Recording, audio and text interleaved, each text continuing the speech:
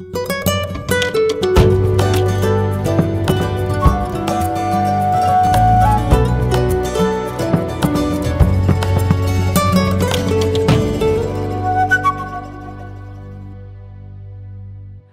à tous! Dans cet épisode, nous découvrirons un autre moyen de lutter contre l'hypertension artérielle. Tout de suite, écoutons les conseils de Caroline Vinet, diététicienne, qui nous expliquera comment une alimentation équilibrée peut prévenir de l'hypertension artérielle.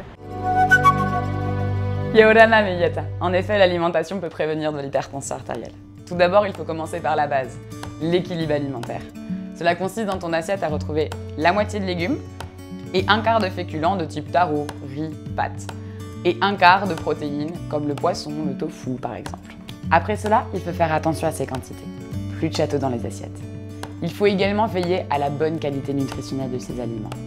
Pour cela, il faut acheter le moins possible d'aliments ultra transformés, comme les sodas, la charcuterie, les gâteaux apéritifs par exemple, et retrouver les produits frais du fait noir.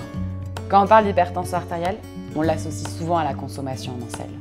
Alors en effet, le sel a des côtés positifs et négatifs. Comme toute chose, il ne faut pas en abuser. Plus notre consommation en sel est élevée, et plus cela aura des conséquences négatives sur notre tension. Comme par exemple des problèmes cardiaques, des infarctus, un AVC. Il est donc primordial de faire attention à notre consommation en sel.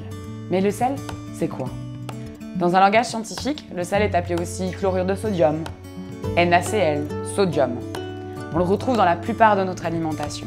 Même dans des produits qu'on n'y penserait même pas, comme les gâteaux sucrés, le puno quattro, la charcuterie ou le fromage par exemple. Pour repérer le sel ajouté dans nos aliments, il faut prendre le temps de lire les étiquettes. Par exemple, regardons cette boîte de puno quattro. La liste des ingrédients est généralement au dos de l'emballage. Le bœuf est le premier ingrédient, mais il y a ensuite le sel. Alors prenons le temps de lire les étiquettes, de comparer nos produits et de choisir le moins salé pour notre santé. Une cuisine sans sel ne veut pas dire une cuisine sans goût. En effet, on peut remplacer le sel par des épices comme le curry, le gingembre ou le paprika par exemple.